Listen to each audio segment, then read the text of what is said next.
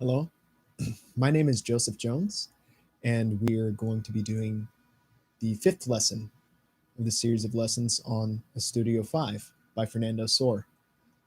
In this lesson, I would like to bring up blocking.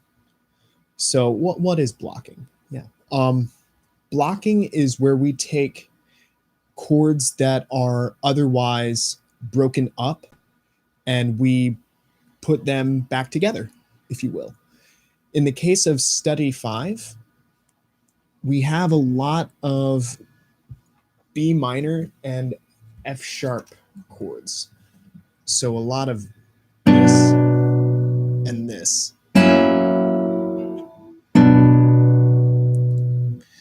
And ideally, what blocking will do is completely isolate what's happening in the right hand from what's happening in the left hand, particularly in terms of broken chords or arpeggios. So, study 5 starts like this.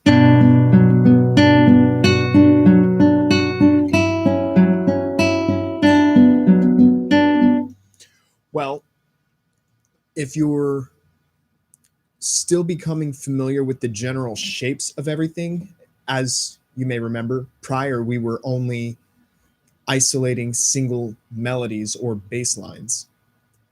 Now we're going to try and do the whole piece, but might be a little soon to try the whole piece. So to make that bridge between just the two lines and the rest of the piece, we're going to block it. Well, as you may remember, we had a nice habit of doctoring up our scores. And you know that I like pretty colors. So I think I'm going to use purple. And what I'm going to do is I'm going to circle every set of broken up chords. That way I can block them properly and make it easier for my left hand to digest this piece. Just to give you an idea of what we're going to be looking at, I will circle the first couple of broken up chords.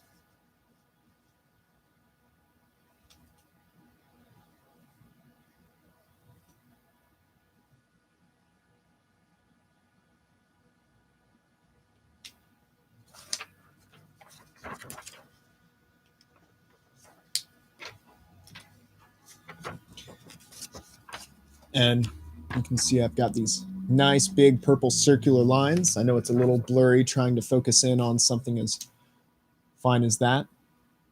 I apologize. Um, but you can see that I have those nice big purple circles. So what I notice about blocking this is that if I'm trying to just make whole chords like I would strum them, I'm not going to be particularly efficient when trying to play this piece. So yeah, this first one, I'm not doing a bar on the first chord. But the second one, it might be conducive to do a chord. And then the third one. Notice I'm selecting only the notes that are in the broken up chord or arpeggio in this piece. That way I know exactly what fingers I'm using and what fingers I don't have to use. What I'm going to say that I notice, and this might help in your assessment of blocking, is that often you have an F sharp in the bass with two moving notes in the top part.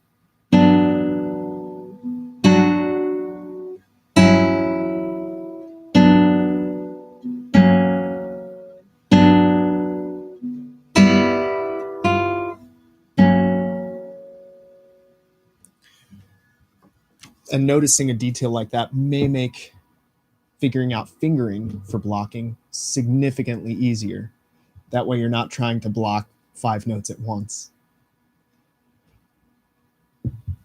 So I'm going to go ahead and finish circling things. I'll see you guys when I get back.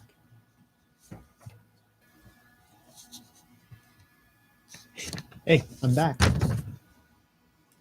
So, a couple of things to address.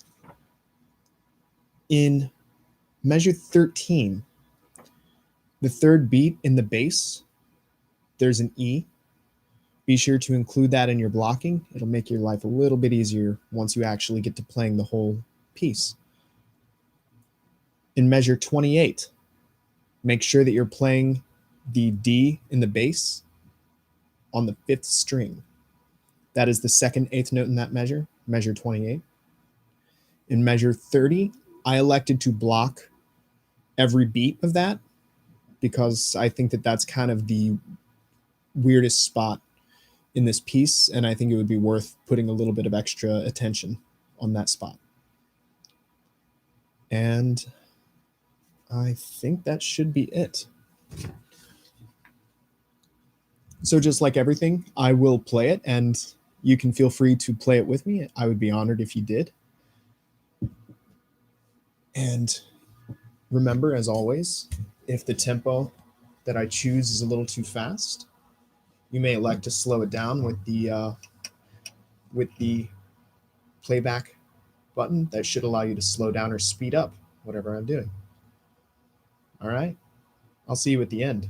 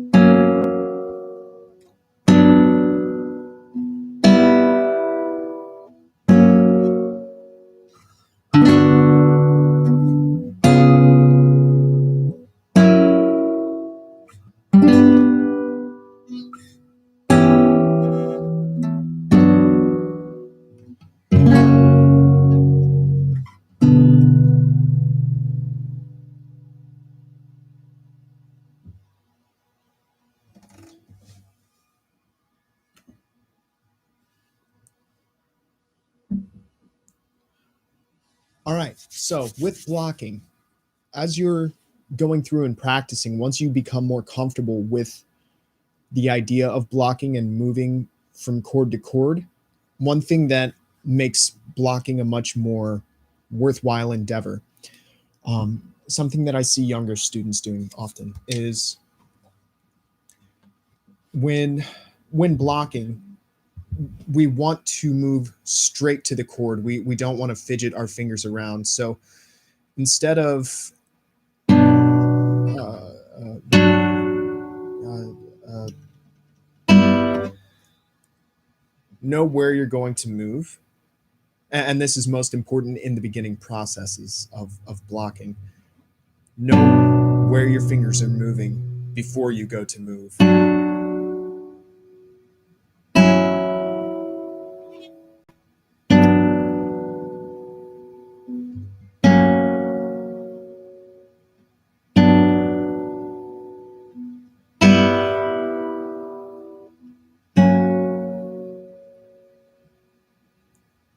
By doing that, you can eliminate excess motion, and eliminating excess motion means you have to work less hard. I don't like working any harder than I have to achieve a good sound. So, work as little as possible to make your practice time as efficient as possible.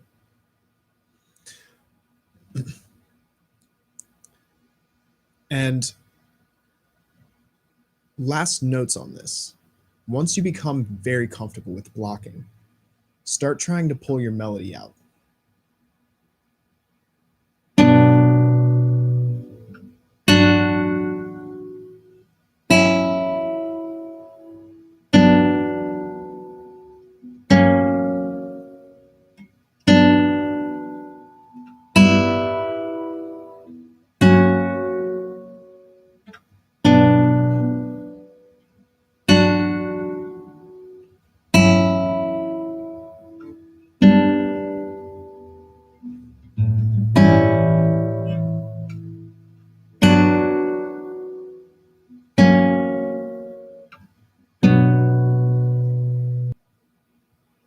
The sooner that you can become acclimated to pulling the melody out of a texture, the easier it will be to move to the next stage of pulling it out when you actually go to be playing with the accompaniment.